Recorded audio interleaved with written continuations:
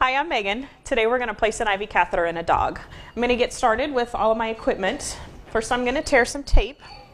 We're pretty particular about the way we tear tape for our IV catheters, just so that we know what to expect if we ever need to remove tape and replace it. So the first piece, I'm going to start by tearing about a half an inch to an inch down and wrapping one tab around so it looks like this. This tab is what's going to slide under the catheter in this first piece of tape, and it'll wrap around the leg.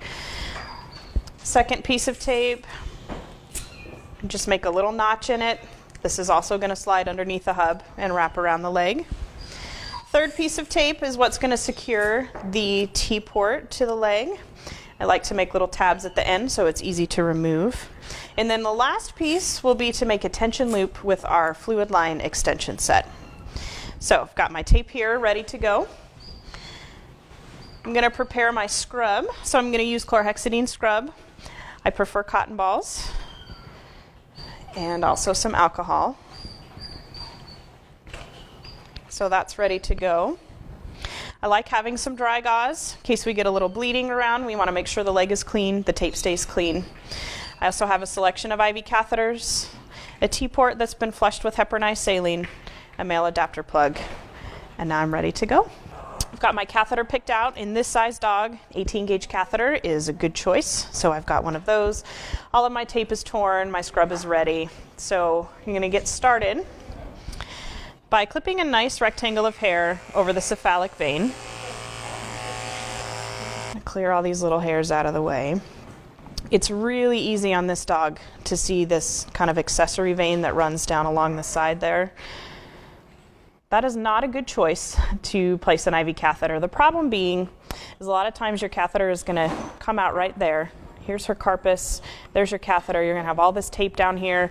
It's going to be on the lateral aspect of her leg. It's probably going to clot easily. It's going to, your fluid pump's going to give you problems. So try and stay away from that accessory branch of the cephalic vein if you can at all. So these two accessory branch and main cephalic come together right here.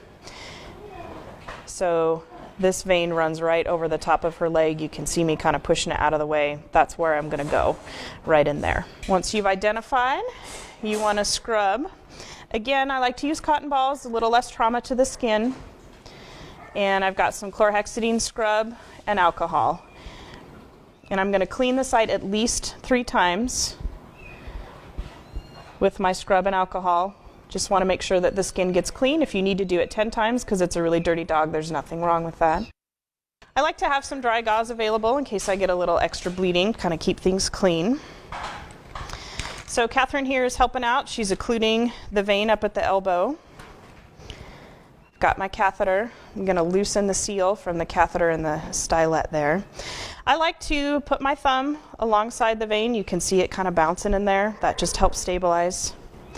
Right in about the center of where I clipped the hair, I'm going to poke. See the vein is moving around a little bit.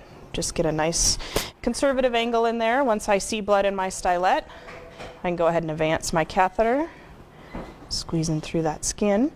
Catherine's going to put some pressure over the vein. Careful not to touch where the catheter actually inserts in. I'm going to remove the stylet. Got a T-set here. And make sure I've got a good connection there. Draw back on the T-set. I've got good blood flow, so I know I'm in the vein. Then I'm going to flush. It's flushing easily. I don't see anything blowing up, so this is a good placement. Grab my first piece of tape. Wrap this around the hub of the catheter and around the leg.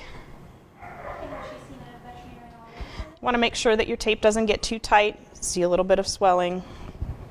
Again, I'm going to make sure that that T-set is well seated. My next piece of tape is going to slide under the hub of the catheter. Again, wrapping around the leg. I'm going to wrap the T-set around the top. One more piece of tape in there. I'm going to flush one more time. Everything's flowing nicely. I'll close off the T-set.